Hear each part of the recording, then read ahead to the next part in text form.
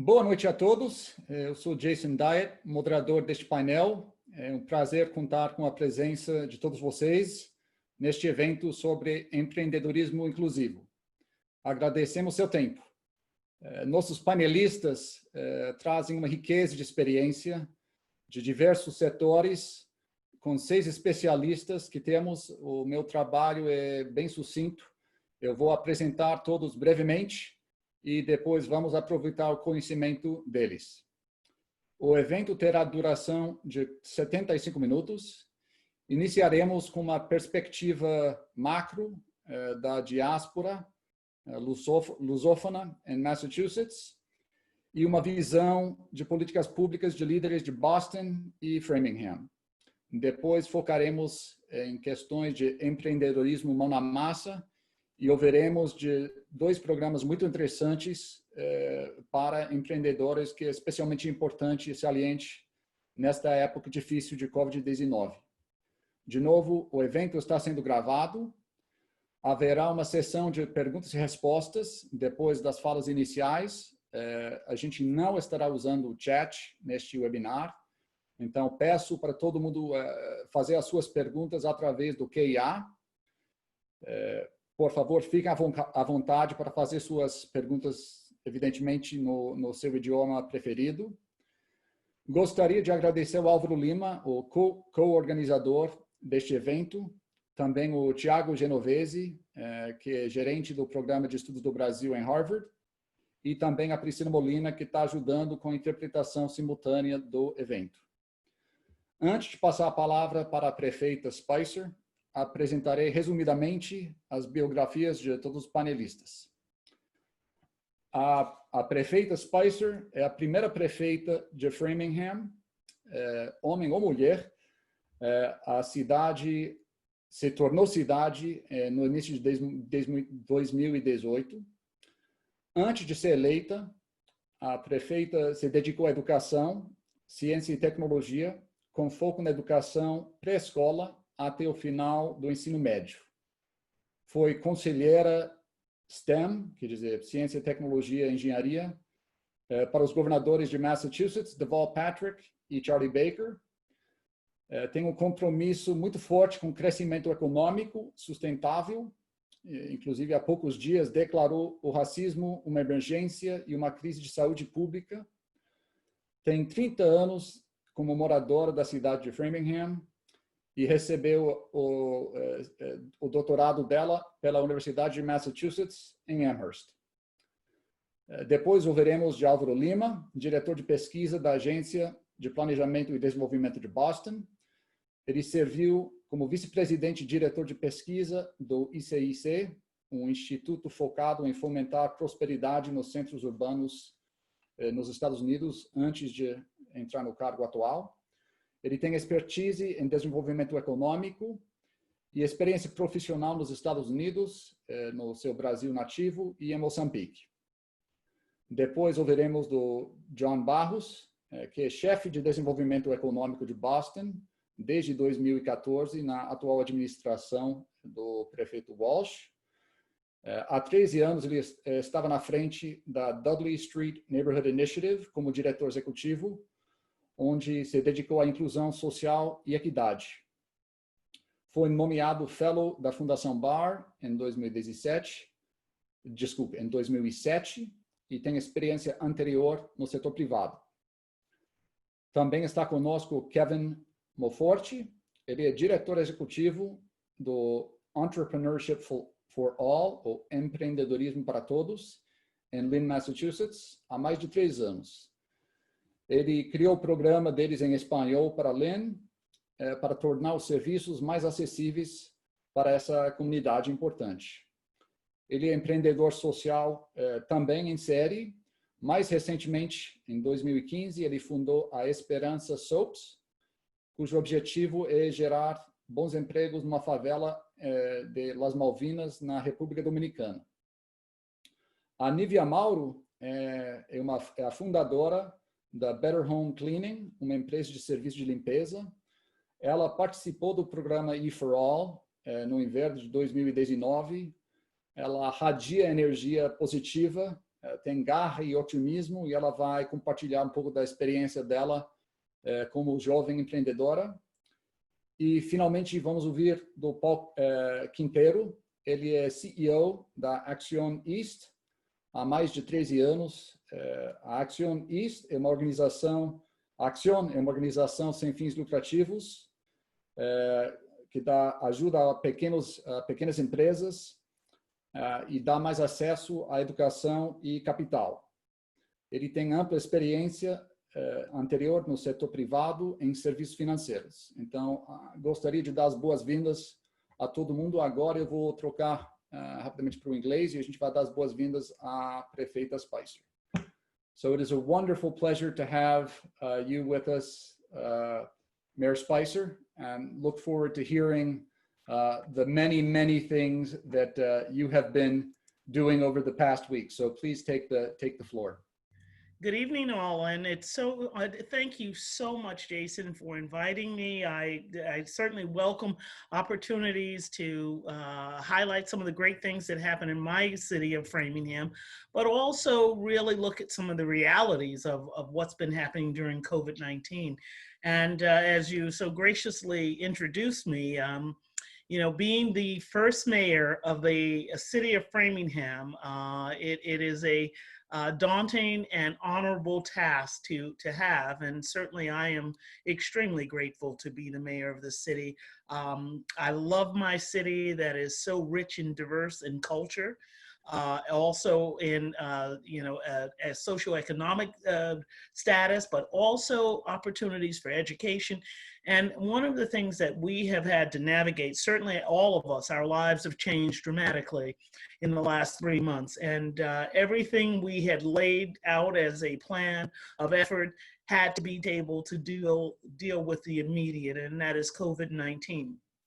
And I certainly have pivoted many times during this course of the last 100 days of moving my city of 70,000 people. And of that 70,000, approximately 15% is Brazilian.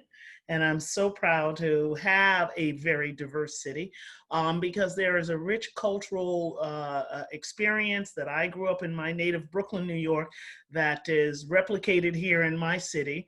But also as we all move through COVID-19 and, you know, and some of the priorities had to shift, and that was to keep my city safe. Whether it is to make sure that we are doing the things to get proper health care for those that might be affected with COVID-19, making sure we continue to keep people in a space that their families are safe. And the actual reality that a number of people, as a result, due to the lot of the shutdown, their businesses, and we have a number of entrepreneurs here in Framingham that had to shut down their businesses. So that meant their total source of income had to, you know, to stop. And it was important to me to make sure that people, first of all, were physically safe, they had a roof over their head, and they had food on their table. And that is, you know, what this community is done an excellent job at making sure that we care for each other. And whether that is providing food resources 24/7 across the board to make sure that people are able to pay their rent. And quickly I stood up programs around rental assistance and as well as mortgage assistance, and making sure that I declare a state of emergency in the city of Framingham to put us in alignment for the resources that we needed, and we needed immediately. But more importantly, how do we help each other? And that goes back to thinking about the ways in which we reach out to each other. And, you know, as a result, I had to close down some facilities, whether it be my library or my senior center. That staff was redeployed to do different things. And part of that redeployment was calling people in our community, calling our seniors, making sure they're all right, that if they needed food and resources, and they were available to them. The notion of COVID-19 here in Framingham, we currently, as of today, we have 1,705 positive COVID cases. We've had 107 deaths as a result of COVID. In the last 3 days, we have reported 0 new positive cases, which is a victory. But unfortunately, we have had in that time frame 4 new fatalities. And one of the things that we have been doing is an extensive testing. Also being able to offer opportunities for, especially within our communities that are living in very close quarters, to offer them opportunities to be in isolation, and whether it be in hotels. I have stood up programs with hotels to make sure that if people want to isolate themselves from their families and be in hotels, that is available in the city of Framingham. Some of the other things that I'm extremely proud of is rental assistance, because, you know, I'm a kid from Bed-Stuy, Brooklyn. And when Bed-Stuy was Bed-Stuy, if you all kind of know what I'm talking about. And, you know, when I grew up in a community, it was predominantly African-American and Puerto Rican. And my neighbors knew how to take care of each other. And that's what we did. Especially during tough times, we worked together. And that's one of the things that I can truly say I am so proud of the residents of Framingham. People have stood up and stood out to help their neighbors across the board.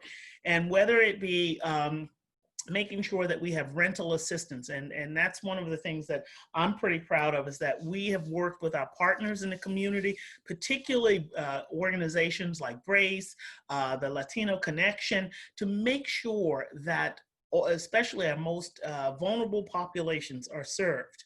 And one of the things I know for sure, my mom was a domestic worker, and she cleaned houses, and she was paid under the table. And I know that a number of people in my community are in that same space. And the mere fact that they cannot qualify for unemployment or other resources that are available, I'm consciously aware of that and consciously looking at ways to make sure they are well cared for as well. The thing that I am pleased about is that you know, the notion of rental assistance. I think we're up over a little bit more than, as we think about small businesses, you know, in our community. We have a program where you can get up to $10,000 for your small business. And we have assistance. And by the way, most things that I put out to the community, it goes in multiple languages. So if you are needing assistance filling out applications, those are the things that we work with, whether it's Spanish or Portuguese or English. Those are the 3 languages that we tend to put things out. But what we've approved a number of applicants thus far, totaling about $215,000 in assistance thus far. And most recently in the CARES Act funding that is coming our way, we are dedicating that funding towards supporting small businesses, as well as helping folks with rental assistance. You know, when I think of my community of Framingham, I think about the diversity of businesses. And as you stated in my introduction, you know, prior to becoming mayor, I was the vice president of advocacy and educational partnerships at the Museum of Science in Boston. And I have a background in science and engineering. So it is deeply important to me to make sure that particularly people of color are engaged in fields in STEM, and science, technology, and engineering, because we know this is where those opportunities lie. And here in Framingham, you know, we have a plethora of large and small and micro businesses. But also looking at the diverse businesses that we do have, whether it be in science and technology, whether it's retail, major corporations like Bose, Staples, are headquartered here in Framingham. And certainly this pandemic has impacted all of them significantly. But some of the executive orders that I have signed, one being to get these businesses, especially our restaurants, back up and out. We've been able to have takeout. I've signed an executive order to be able to bypass some of the zoning regulations to allow them to have outdoor dining, because that's the stage that we're at right now, is outdoor dining. Looking at retail, having curbside retail, creating those mechanisms in Framingham where you can have parking, free parking, so you can pick up your takeout delivery. These are the ways in which we are trying very hard to make sure we work with our businesses. And I think kind of thinking ahead of this, because this has forced me as well as my entire team to work very differently, because we've been working remotely. And never in my wildest dreams did I think you could run city government remotely. But we're doing a pretty good job. And you're in my family room right now. And, you know, and so part of that is realizing that we have to rethink and repurpose how we do our work, but also it gives us opportunity to partner in a different way than we ever have. And I think some of the experiences I've had as a mayor, as a teacher, as a vice president of a nonprofit, and as also a business person, because for a number of years, this is not on my resume anywhere, but I sold real estate for a number of years, and a part of my professional career is that I learned a lot about how to be nimble. And this is what this time is teaching us. You know, micro businesses, the notion of supporting small businesses, whether helping them get online, helping them be able to work with other businesses and partner, and thinking about the ways in which we can do that very differently. You know, I am definitely very concerned that a number of our small businesses were not eligible for the PPP.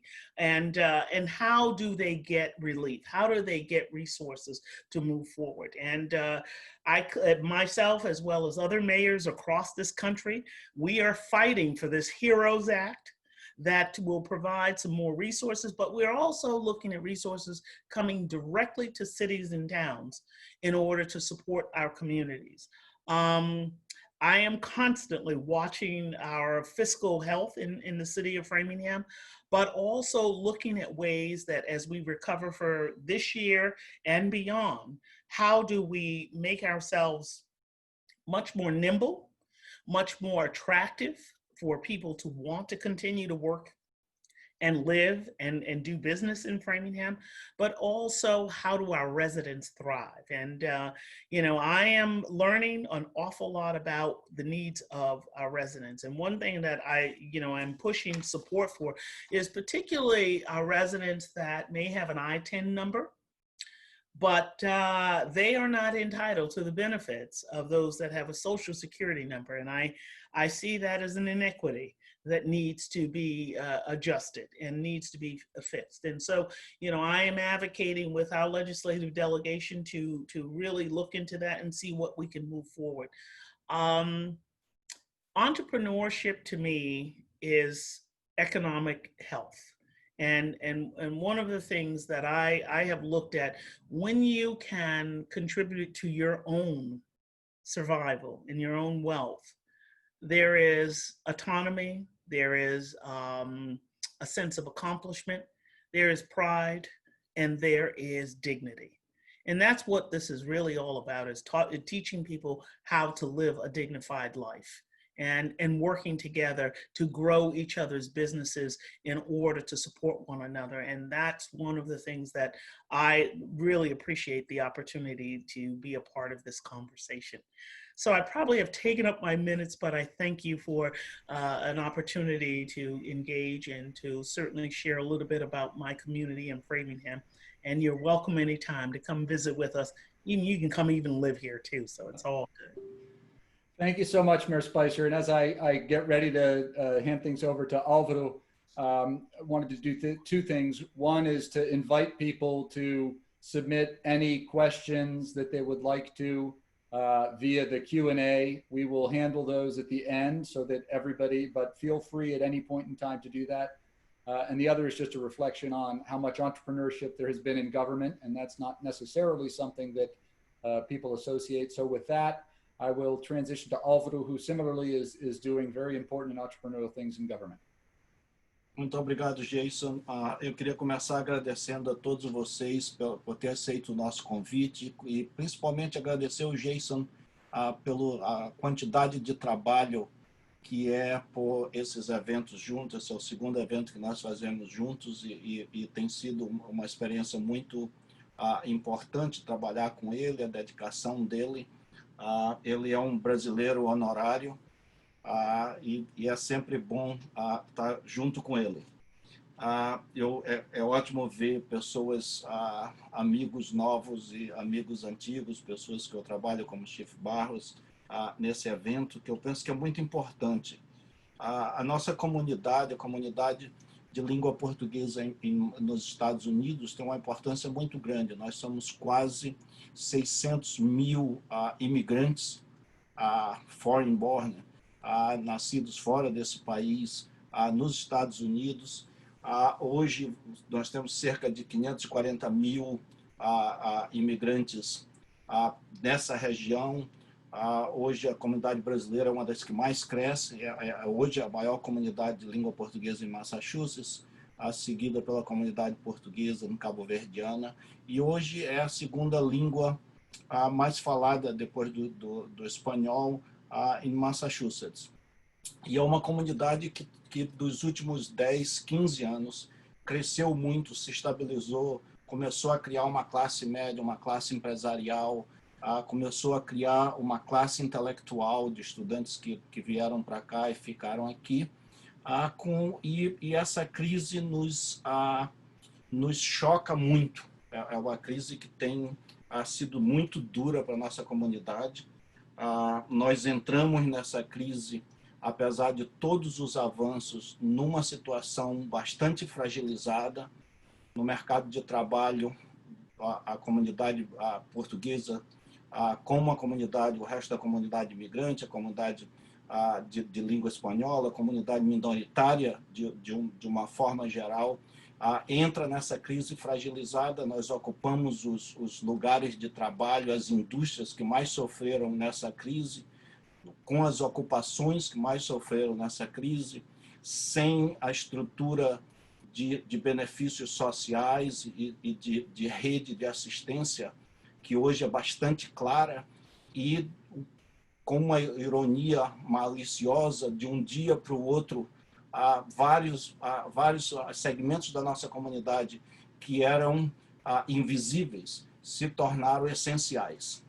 E hoje arriscam as suas vidas servindo o resto da população que pode ficar em casa, que consegue se manter dessa forma. E eu espero que o que se aprenda dessa crise é de que voltar ao passado não é uma boa alternativa, porque o passado, para grande parte das nossas comunidades, não é um bom passado.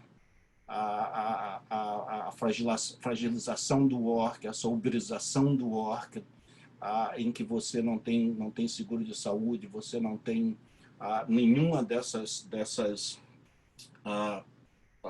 benefícios. O Warren Buffett tem uma frase interessante, eu não tenho grande afinidade por ele, mas ele tem uma frase interessante de que quando a maré baixa, você vê quem está tomando nu, quem está tomando banho nu. Eu penso que essa crise desnuda todas as fragilidades dos últimos 30 anos do Estado, de desmantelamento do Estado social, do sistema de seguridade, da falta de uma passagem da reforma migratória que fragiliza e que hoje é criminoso, porque você tem imigrantes numa situação em que você não tem benefícios a nada, como a prefeita referiu.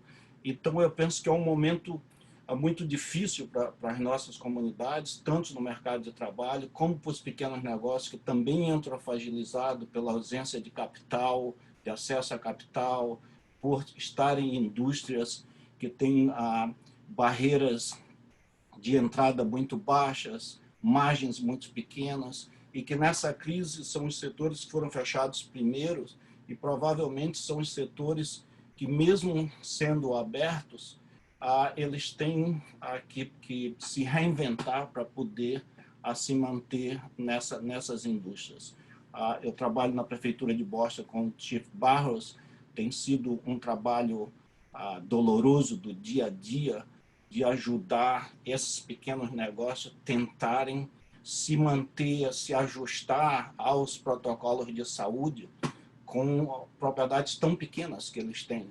E isso tem sido um trabalho um trabalho gigante de como é que você apoia isso. Eu conheço o Paul por vários anos, estive no board, ainda sou do board da Action, e também é o tipo de negócios que eles apoiam, que são negócios bastante fragilizados, que nessas crises eles são os primeiros a sofrer e os últimos a conseguirem se reabilitar. Mas a nossa comunidade é uma comunidade resistente, resiliente. Nós atravessamos oceanos para nos reinventar, para construir uma nova vida. Essa vai ser somente mais uma barreira que a gente vai enfrentar e vai se refazer, se reconstituir como comunidade. E eu espero que isso aconteça bastante rápido e que a gente consiga de novo se reconstituir como comunidade. Eu vejo pessoas como Nivia, eu conheço vários brasileiros e latinos, imigrantes como ela, que constrói um business, reconstrói a pessoa, a sua própria pessoa, você reinventa a sua vida, cria uma comunidade, cria uma família. E eu queria terminar dizendo é muito reconfortante estar com a prefeita Spicer aqui, porque eu cheguei aqui há 30 anos atrás e trabalhei muito com a comunidade brasileira em Framingham, que foi reinventada por brasileiros. Há 30 anos atrás, o downtown de Framingham, assim como de Somerville, era border up, foram os brasileiros, os outros imigrantes que recriaram essas cidades. Eu escrevi um livro recentemente, 2, 3 anos atrás, sobre a imigração brasileira nos Estados Unidos e, de forma proposital, eu pus o título Brasileiros nos Estados Unidos há 60 anos reinventando a América, que é o que a gente faz como imigrante. Esse país hoje é um país que é muito melhor, porque é muito mais brasileiro, cabo-verdiano, latino, dominicano, e a gente vamos sair dessa crise, com certeza, de forma muito mais coesa do que nós entramos nela. Muito obrigado, Álvaro. Também tem sido um prazer te conhecer nesses últimos meses. E só queria avisar, quem tem interesse, tem uns trabalhos que o Álvaro faz no 25º hora do dia, que eu diga aí que tem informações maravilhosas em relação à diáspora que eu confesso desconhecer antes de conhecê-lo. Então, a gente assim, divulgamos um pouco dessa informação antes do evento e colocaremos alguns links também concluindo o evento. Agora eu gostaria de passar a palavra para o John Barros. Jason, thank you very much. It's a real pleasure to be here with you today, and really appreciate the invitation to speak to the Brazilian community. As a Cape Verdean immigrant here in the United States, from the Lusophone world, we feel a connection to Brazilians. And in fact, I studied in Brazil for about 3 months, not enough to speak Portuguese to you today, but enough to miss the food, the culture, the people. Such a beautiful culture, such a beautiful people. And then to my mayor, Mayor Spicer, thank you very much for your leadership. Let me tell you, every time I meet Mayor Spicer, anywhere I go, she talks to me about the Brazilian community in Framingham and how that is such an important part of her city. And in the last conversation I had with her, she was so worried, and said, John, make sure anything you guys are doing over there that you think can be applied in Framingham, that you're letting us know, so that we can make sure that we're doing everything we could possibly do. And so I just thank you for your leadership. To Álvaro, who I work with every day at City Hall, he does amazing work.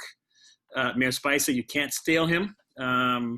I know Framingham, though, is in his heart, and he cares about the community there, but he is so important to all the work that we do, and such a gift to our city. And frankly, to our country and the global world. So I want to appreciate everybody on the call. I do want to start my comments today recognizing what Álvaro has already said about what the COVID pandemic has shown us about both the workers and the businesses. And then what it has shown us about some of the systemic racism that exists in our society that makes it that we are those that suffer the most with this disease. It's unfortunate that we don't have ethnic data to talk about, the impact on the Brazilian community, but we can talk about it at a higher level. We know that the Black and African American community, which is a very diverse community, is the hardest hit in terms of the percent or the number of people infected. But we also know that the Latino community is right behind it, and right now the Latino community is the one with the highest rate of infection, right? The quickest increase is in the Latino community right now. So there are some real challenges that we need to go into thinking about how we recover our economy so that we can make sure that some of the structural differences, the structural deficiencies in how we order our society is addressed. Álvaro talked about the fragility of some of our essential workers and how we need to protect those workers and protect those industries and how important they are to us today. I'm hoping that after this pandemic, that we no longer talk about immigrants in a way that devalues their contributions to this country or contributions to our economy. And hopefully that should be clear. I want to talk a little bit about the importance of the entrepreneur, the micro enterprises, and really small businesses. When we first went into the pandemic, we tried to stay close to some of the industries in our city. And so we called on the big companies and the banks, and it was clear with all the data that we were receiving very early on that we needed to pay attention to the really, really small businesses. And so we quickly put up two things. One was a survey. We started to survey all the small businesses in the city.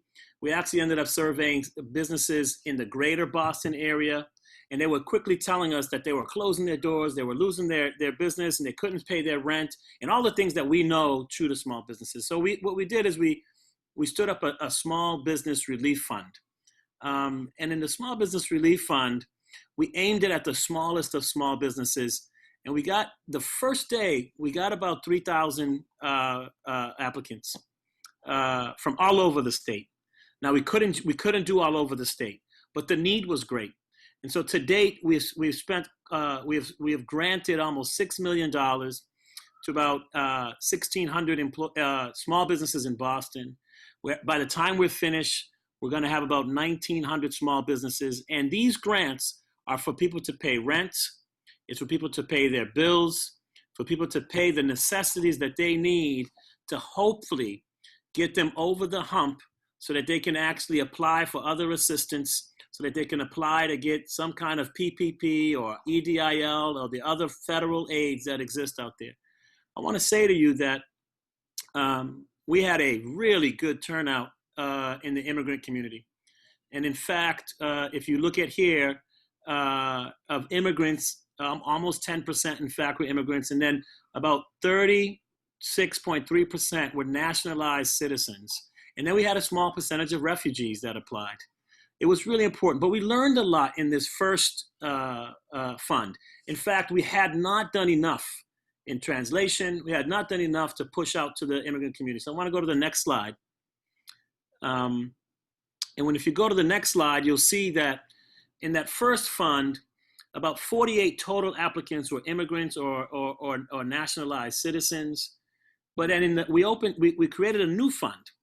And in the new fund, it was really important for us to focus on language access, and then important for us to focus more on technical assistance for people to be able to apply. We learned that our communities, particularly our communities of color and our immigrant communities, were intimidated by approaching government. were intimidated and not really sure how to approach the federal CARES Act money that was available, and that what we could do most of all, more than just giving the smaller grants, was to help people with technical assistance so they can get other grants. And so what we did is, as soon as businesses started opening, we created a second grant. The second fund is called the Reopen Boston Fund. The Reopen Boston Fund is for businesses to have some money so that they can buy personal protective equipment. So maybe they can create a little partition where they need some partitions in their business, maybe for the tellers and their counters, maybe if you're a salon, between your chairs, in different ways to be safe. Now, when we did that though, next slide, please. We did that, we made sure that there was serious language access. So you see in that first fund, we translated everything in 9 languages. And we made sure that there was a hotline in multiple languages. The hotline actually is in 16 languages. And then we translated application support, instruction in languages. In the second grant, we translated in 1 more language, but then more importantly, the application is in the native tongue. And then we encourage people to write back their responses in their native tongue, right? Which is something that what we found was super important in trying to work with different communities, and particularly immigrant communities or communities with different languages. And so it was critical that language access, and continues to be critical that language access is taken very seriously, and that technical assistance, so that those who are immigrants can feel comfortable that they can approach government and government services, particularly in these times, without the repercussions of trying to figure out whose immigrant status is what, and trying to figure out whether you're afraid of ICE or your information being shared. Especially in a day where our federal government is not friendly to immigration. And in fact, our federal government is not friendly to people receiving assistance. Really important that they've denounced assistance, and they've actually tied it to immigration status. So this is something that has left us in a really bad place. And the next slide, my last slide, in fact, will show some of the technical assistance we're doing. We continue to do in multiple languages, and we're doing to the businesses that are most fragile, and particularly the businesses that have the most diverse ownership. These are really small businesses in our community. Our nail salons are really big and important. Personal care businesses, whether it's barbershops or hair salons, a lot of diversity in ownership, a lot of immigrants who own those businesses, and then retail, the small stores, those who need a lot of assistance in figuring out how that they can, continue to sell without a lot of contact, continue to sell with a lot of social distancing. One of the challenges we find out as we work with these businesses, and this is really important for our communities, all of our communities, is the digital divide that exists in our economy, in our society, is going to hinder our small businesses and our entrepreneurs moving forward, because the digital footprint is probably one of the more important marketplaces as we reopen our economy. And so what we find in most of the technical assistance we're providing is that understanding and helping people do cashless transactions, helping people have a presence on the web, and helping people do more and more transactions on the web, where either you're delivering service, you're customizing service, you are answering questions about safety in a real time, is going to be really important if people are going to survive and then move into this post-COVID economy. So I wanted to leave you with a little bit of experience for what Boston has done, some of the lessons we've learned as we frame a conversation with you today on some of the things maybe you've learned or some of the questions you've had. Once again, thanks for inviting me and allowing me to be part of this. Thank you so much, John. Really appreciate it. Without further ado, I'm just going to move it forward. And Kevin, if you could speak to us about EforAll, that would be fantastic. Sure. Thank you very much. Hi, everybody. My name is Kevin Moforte. I'm from Santiago, Chile. I've been living in the United States for a few years now. And I married a girl from Worcester, so I guess I'm here to stay now.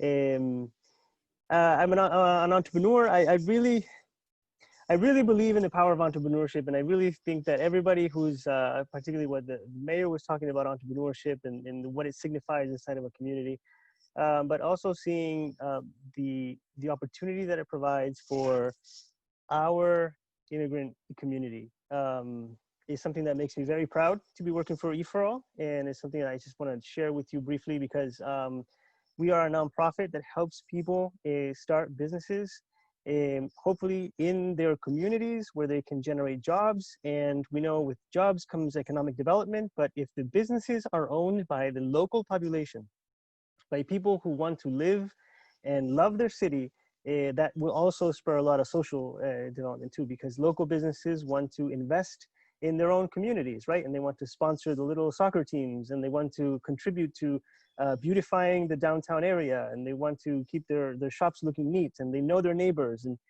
so many years ago, when I graduated from college, I went to work for nonprofits. And working for nonprofits, it was very beautiful, the work that I did. And I actually was able to travel to Brazil during the time I was working for a nonprofit called Techo, which is Teto. And we would go into favelas and slums in different parts of Latin America, and we would build houses for the families. And it was very beautiful work. We worked with the most impoverished people we could find. I met the poorest places in Latin America, and I did this for about 8 to 9 years. But what finally exhausted me about this work was that my job was to go and talk to people to donate money. And then I would take that money and I would go into the slums or favelas and we'd build the houses. And then I would be out of money, and I would go back to the donors and ask them for more money, and then go back into the slums. And as I would do this, as years go by, I saw the houses slowly started to deteriorate, and the families were just as poor as they were before. And that's why personally I became a social entrepreneur, and I decided I didn't want to be asking people for money anymore. I wanted to be able to give people jobs and have them fend for themselves, because people, I believe if they're provided with the opportunity to fend for themselves, people will. And entrepreneurship comes into play because I have seen so many of our brothers and sisters who are immigrants who they do not maybe have the educational attainment or educational level that they need. They don't sometimes speak the local language. They don't speak English, so it's very hard for them to access any type of upward mobility through work. And entrepreneurship becomes for them a real opportunity for them to improve their situation. So with those two things in mind, wanting to spur local entrepreneurship to help local cities, particularly cities that are struggling, cities that have like glorious industrial past, but then today they're really struggling. Particularly, I work in the city of Lynn, and also with communities of people of color, people that come from low-income backgrounds, people who are immigrants and don't speak the language. If we can provide them the tools to start businesses, they can serve themselves, but they can also serve their cities. And this is what EforAll does. So Entrepreneurship for All, in our Spanish version, E para Todos, it's a nonprofit that provides all of its services for free. And our goal is to help people start businesses and start them fast. We work with people who usually only have an idea. These are not businesses that want to build the next Facebook and they want to compete with Google and they're trying to raise $500,000 in equity. These are usually families that have or entrepreneurs that they just want to open a bakery. They're cooking things at home. They want to start a cleaning service. They're working for someone else. They work at a landscaping company and they want to start their own business. They just have no idea how. And it's really important to consider the services for entrepreneurs. And I feel like we're all learning through this crisis how important entrepreneurship is, but at the same time, how much of a community effort it is and how fragile it is, particularly for the people at the bottom. So the work that we do at EforAll, and this is open to everybody, and from now I'm just gonna plug this, anybody who wants to mentor or start a business, either helping entrepreneurs start a business as a mentor or a teacher, or has an idea or knows people who want to start an idea, we're ready to help them. We believe that it takes a community to start entrepreneurship. And that most people that succeed as entrepreneurs, it's not just because their idea was good, but because they knew a little bit about business and they knew what made business work. Second, they had people to lean on. They had people to go to with questions and comments and bounce ideas off, which is very important. And third, they had access to capital. And if you think of our brothers and sisters that are people of color, the Black and the African American community, the Latinos, and the immigrant community, we're usually lacking all three of those. So EforAll has different programs trying to provide these resources to these communities. Our main program is the Business Accelerator. So in the Business Accelerator, the entrepreneurs that are selected to come into the program will come to classes, and they'll learn the basics of how to start a business, from identifying your customer to the basics of finance and how to talk to a lawyer and how do I get my sales online. They will receive mentorship, and the mentorships is provided by all these volunteer professionals and successful entrepreneurs. And I spend a lot of time just trying to talk and recruit successful people that would be willing to sit down with entrepreneurs and help them get through the material and build their business very fast. And third, we provide a small pot of capital that the entrepreneurs can compete from. You can see the numbers that are on your screen. Right now, we are starting our summer accelerator with 9 people. We had over, in the English program, we have 9. And in the Spanish program, which runs in parallel, we have 6 entrepreneurs for a total of 15, but we had 57 applications of people that desperately want to start the business. There's a huge demand for people who want to start a business. They have the passion, the motivation, they have the desires, they just don't know where to start. And you can see from the numbers there, most of the people that join the cohort are either women. The last class we had, it was 8 people and 7 of them were women. This incoming class in English, it's 9 people, 8 of them are women, and of those 8, 6 are women of color.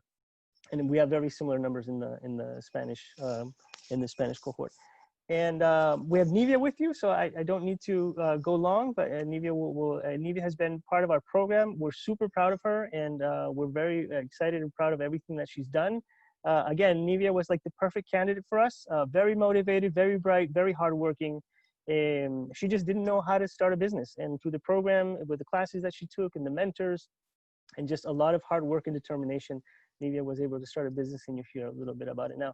And very briefly, I don't want to go over too much time, but very briefly, Jason, could you show the next slide, please? Yesenia is a typical case. She's a single mother, Dominican American. She was one of Nivia's classmates actually in this cohort. She came to us in November of 2018 saying, I want to start a business. I'm going to lease this big storefront in Salem, Massachusetts, and I'm going to open a juice store.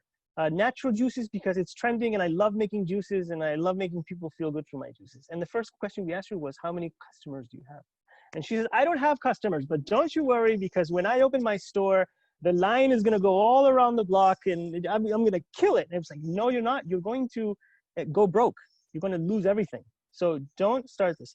So we asked her, okay, how do we get customers without opening a store? And she started coming to classes, understanding that she needed to really focus on her customer, understand what her customer wanted and needed in juices, and with her mentors trying to figure out how could she start selling juices with no money, because she doesn't have any money and she can't go to the bank to get a loan. So she put together a little money.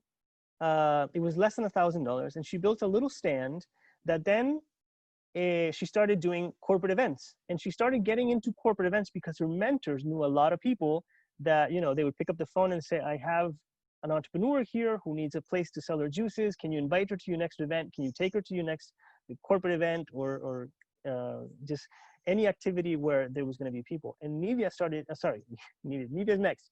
And Yesenia started doing so many corporate events between March and 2019 and August of 2019.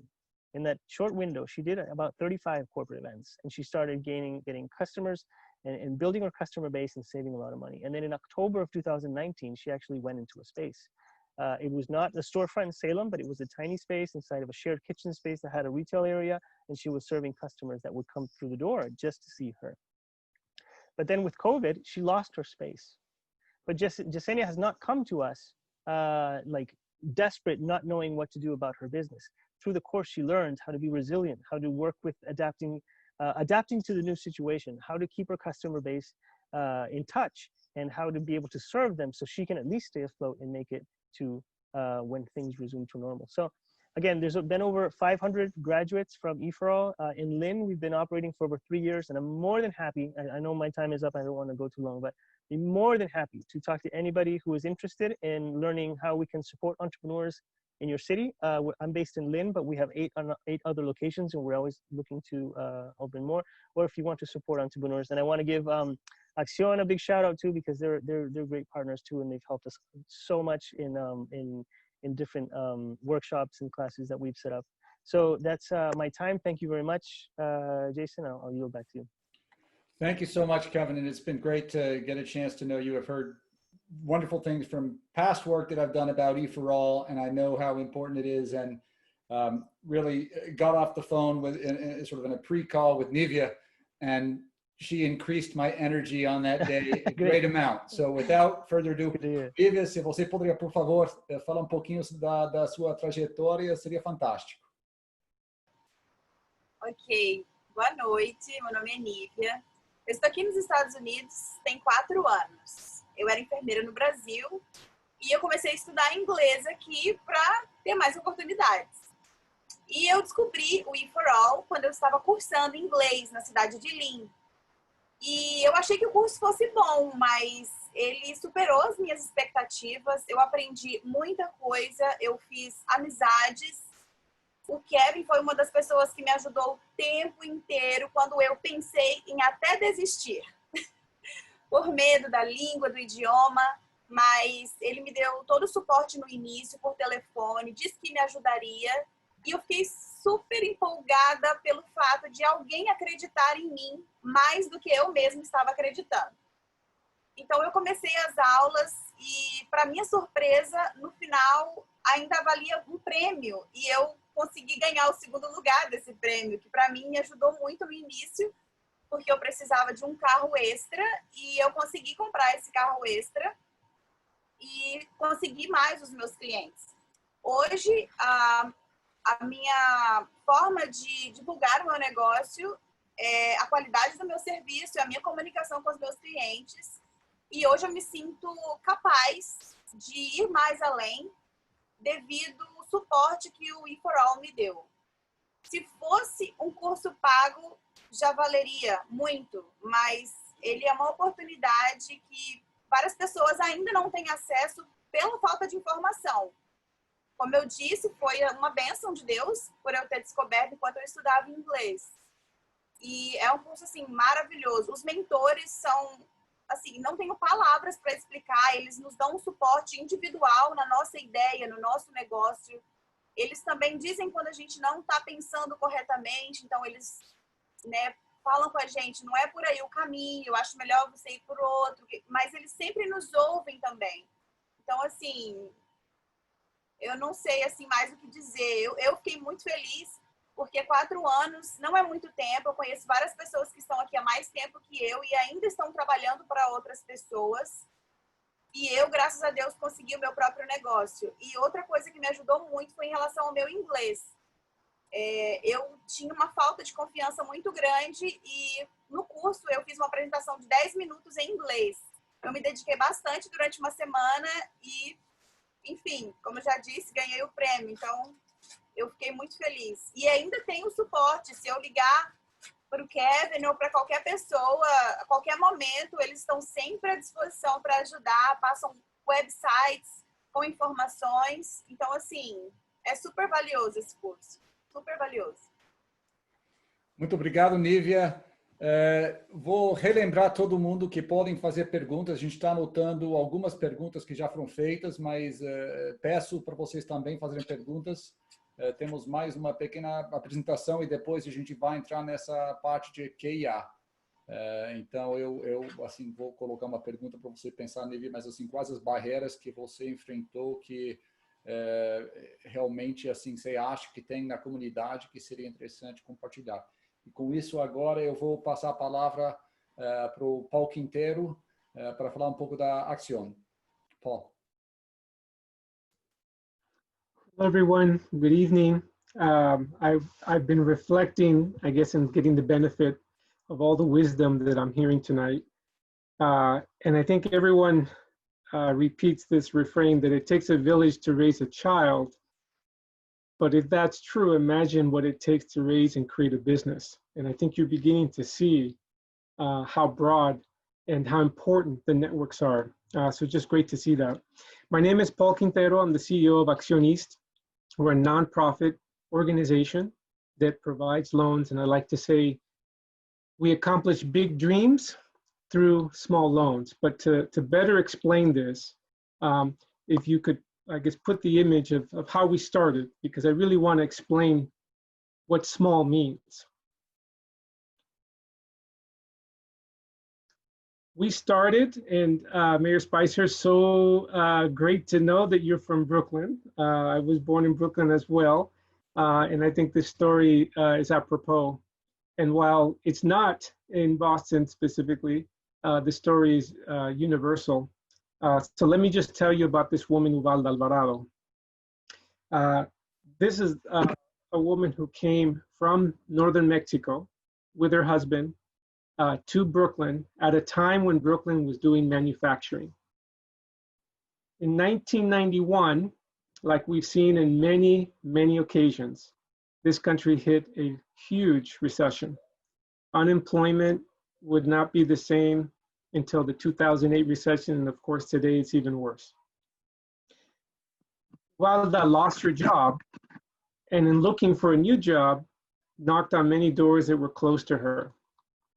But in that effort, saw a junkyard and a food cart, a metal food cart, and she went to the junkyard owner and said, listen, can I rent this food cart from you?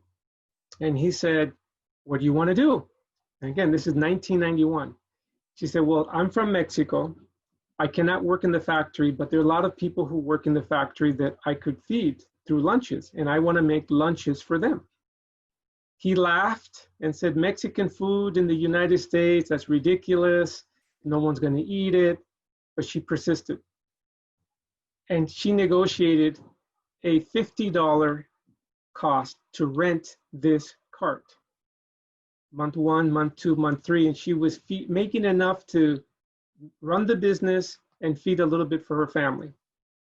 In month 4, the junkyard owner told her, listen, I'm not a leasing company. I'm a junkyard. I sell metal and scrap, and you have to buy it. How much are you going to pay for this food cart?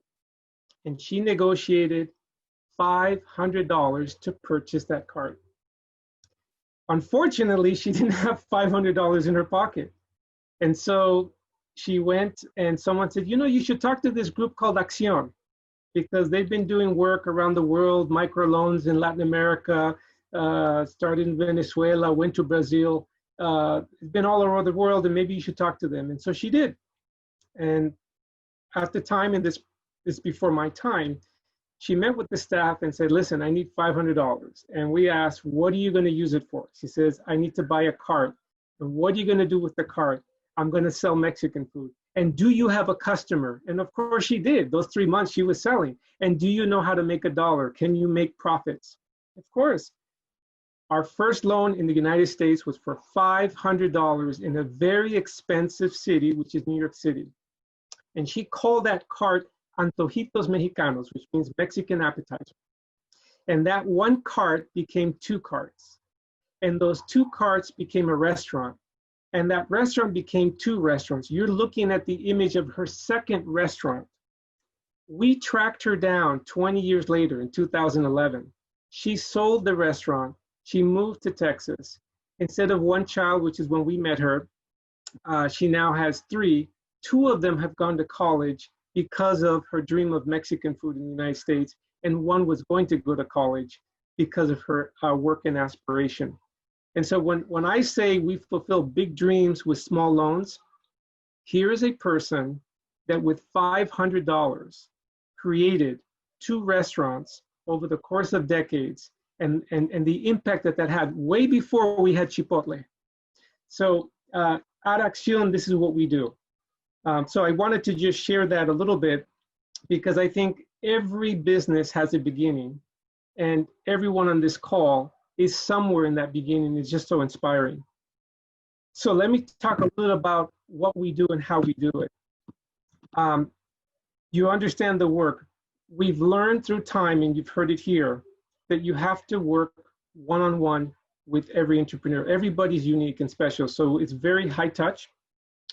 We do these small loans. Why? Because just like a child has a small amount of food, a young business only needs so much capital. And you can grow from there, but you have to begin. And if you don't feed the children, they never become adults. And the reason this work is so hard is because everybody wants to feed the adults because they have a job, because they have the income. And nobody wants to feed the children because they don't give.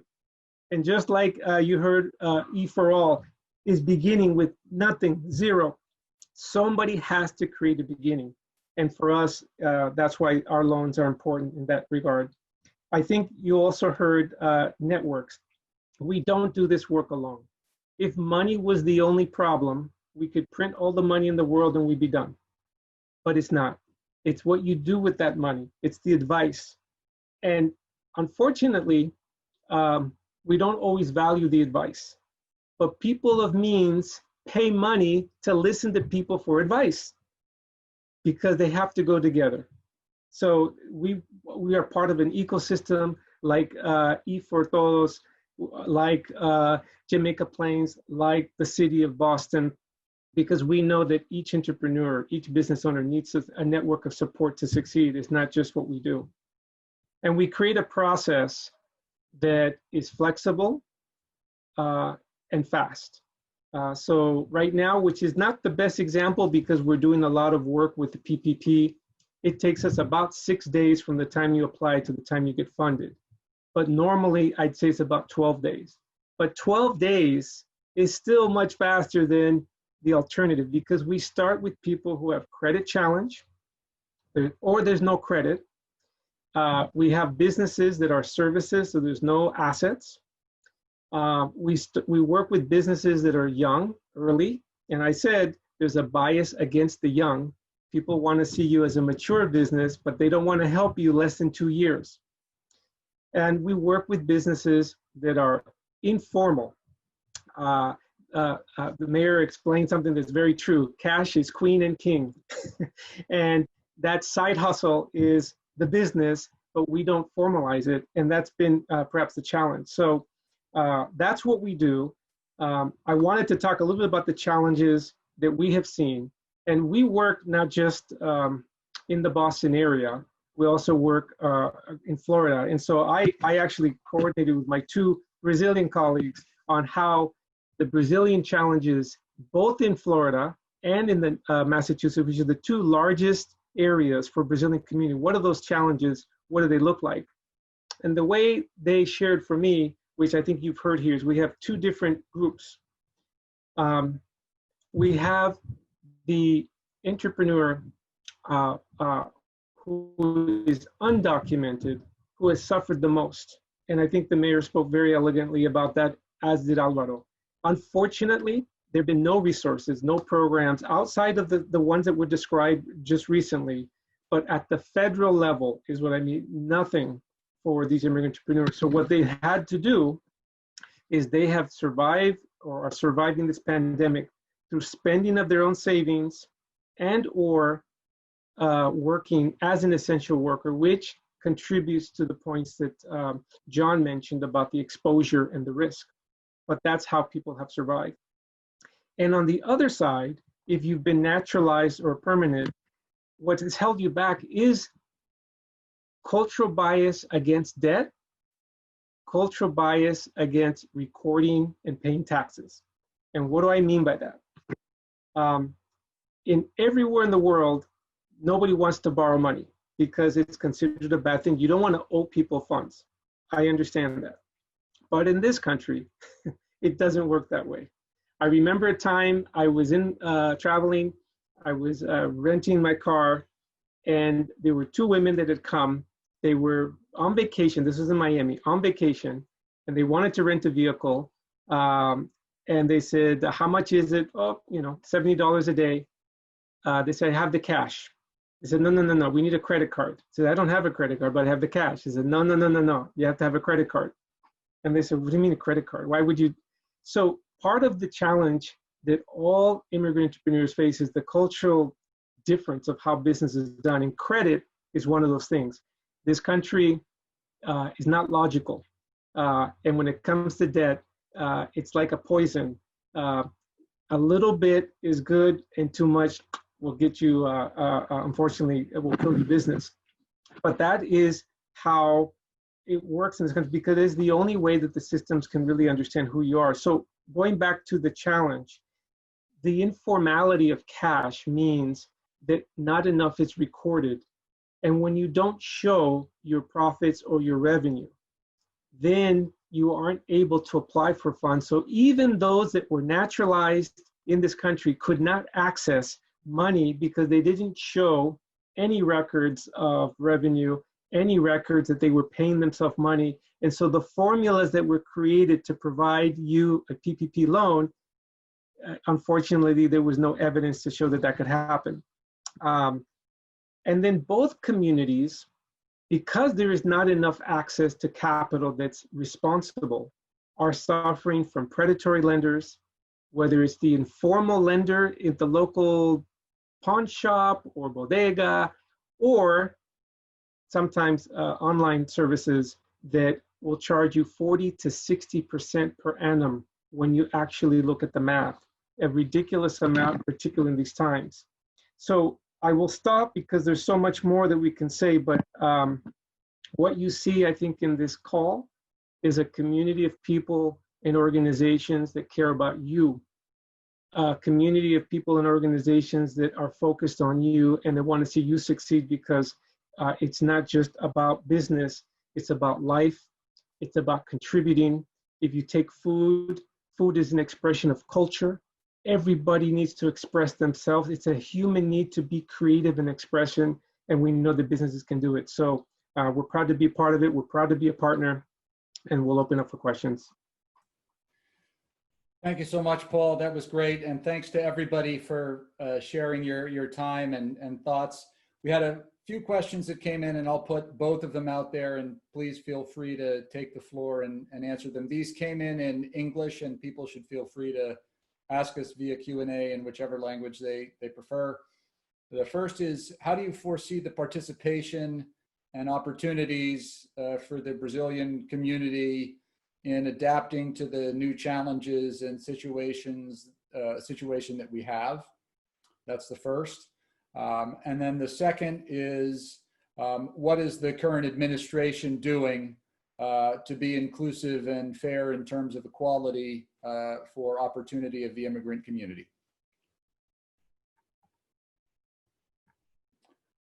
I don't know if perhaps on this one, on the Brazilian community, Álvaro, if you have any thoughts on that, and then some of our other public leaders for the question about opportunities, or truly for anyone on the panel, for equality of opportunity for immigrant communities.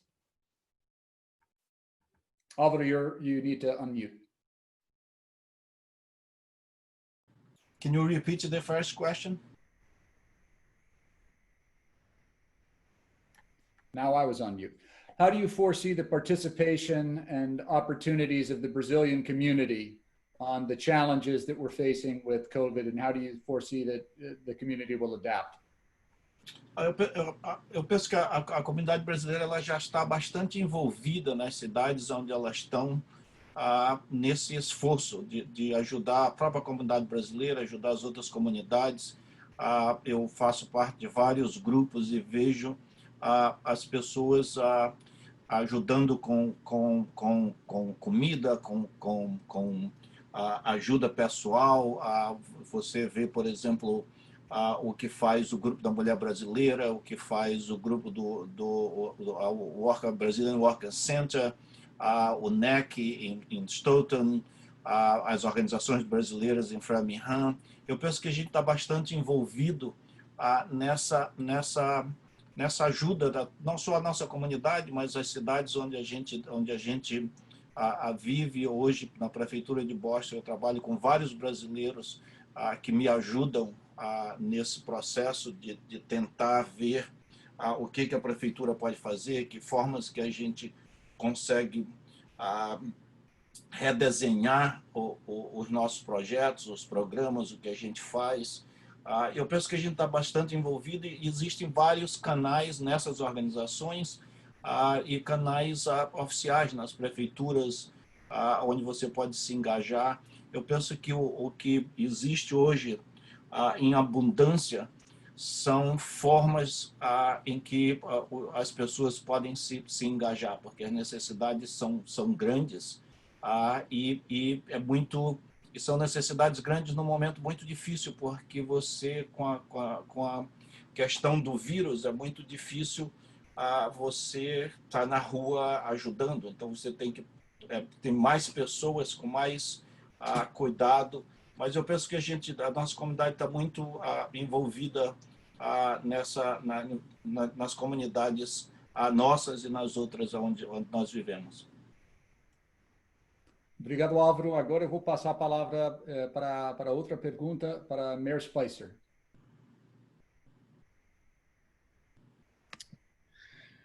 Thank you for that question. You know, first and foremost, you know, since I took office in January 2018, I made it very clear about this administration is that it is a administration that is focused on caring for the needs of all of our people here in Framingham. And, you know, and some of the things is whether it's language access, whether it's opportunity access, you know, even jobs that are available in city government are put out in 3 different languages. So even if you speak English, you know, if it comes in Spanish or Portuguese, that's a job that potentially you're welcome to apply for. And it creates those opportunities for entree. And one of the things that I work very closely with partners at Brace, you know, some of our clergy has been incredibly helpful and wonderful in Framingham to make sure we access people, because, you know, whether you are documented or undocumented, it doesn't matter to me. You are a part of my community, and my hope is to try to make sure that you feel welcomed, that you feel you have an opportunity, and do whatever I can to create those spaces of opportunity. And as I mentioned, some of the inequities that I see that are people that, you know, may have an I-10 number and not eligible for stimulus checks or opportunities to get unemployment. These are real critical issues. And moreover, how do we create those spaces? And you know, I'm looking forward to working closer with Paul to look at those spaces. How do we create those businesses? How do we create those entrepreneurs? Because you know, it's one thing for someone to, and we've all read the biblical story of, you know, it's one thing to feed a man for one day, but it's to teach them to fish for themselves. And when they can get their own fish and grow their own fish, that's when you create a community. That's when you create a nation. And that's when you instill the respect, the integrity, and the sense of accomplishment in your community. And I'm starting with my young people. I'm working very closely to ensure that they feel an integral part of the government and teaching them how to have a voice. I'm pretty proud of, over the last couple of years, we have diversified our boards and commissions more than they ever have been in Framingham. You know, some of you may know that one city councilor that I'm extremely proud of is Marguerite Shepherd, and we just elected our second Latino city councilor, Cesar Morales. And you know, these are the things, creating those spaces where people of color are finally taking their seat at the table, because their voice has not been heard in Framingham. And I want to make sure I'm creating every opportunity to have their voices heard on all fronts, whether it's on city boards and commissions, whether it's in my office, and in the community, and making sure I do whatever I can to do that. So I encourage you to reach out to my office if you have questions. You know, and if English is not your first language, I'll make sure I will find some translation. And I do have staff that can translate. And my phone number is 508-532-5401. So make sure you reach out and give a call, because I want to make sure Framingham represents well and everyone feels as if they are an integral part of our community. Thank you so much, Mayor Spicer. We have one more question, and I'll give an opportunity for any one last person who's on the line to write into the Q&A. Other than that, we will finish up with this last question. So there's one, perhaps two, if another person writes in. Nivia, esta pergunta então é para você e seria uma questão das suas reflexões em como chegar em jovens empreendedores. Então, como seria possível, você se aproveitou do tipo de, assim, do programa do EforAll, seja Action, como conseguir chegar nessas comunidades de uma forma mais ampla?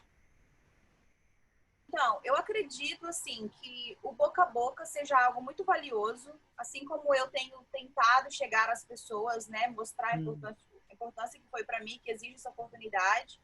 Nós temos as redes sociais também, o EforAll, ele tem o Instagram, você consegue compartilhar pelo Facebook. Então, eu acredito que hoje em dia a gente usa isso de uma forma muito prática, e alcança muitas pessoas, né? Eu mesmo já falei para algumas pessoas, fotógrafos, amigos meus, inclusive meu esposo também, ele vai participar do próximo programa. Então, assim, eu acredito que seja dessa forma, porque é o networking, né? Você conhece uma pessoa que conhece outra e que traz para você as informações necessárias. Eu não sabia sobre o Action, por exemplo, e agora participando com vocês, eu já tenho mais informações. Eu estou disposta também a entrar no website, então, se alguém tiver alguma pergunta e quiser fazer diretamente para mim, procurar no Facebook ou alguma coisa assim, eu também estarei à disposição para responder o que me couber.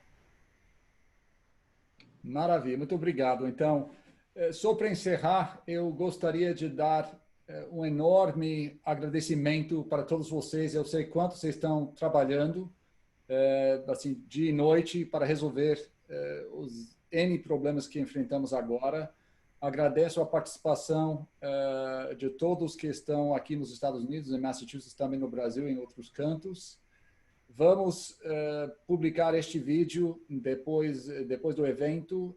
Se alguém tiver interesse nos links e nas apresentações, também vamos disponibilizar e estão disponíveis aqui ao lado. Just a final word in English. Thank you so much to everybody for participating, both those of you who joined us on the line, and thank you all for the panelists. I know how incredibly busy you are. It's been wonderful to get to know many of you through these things. And as Nivia said, the personal networks and pulling on that thread are incredibly important. So thank you all for being willing to share your time and your insights and your energy, and look forward to seeing you in the future. Take care. Ciao. Thank you. All right, ciao, thank you.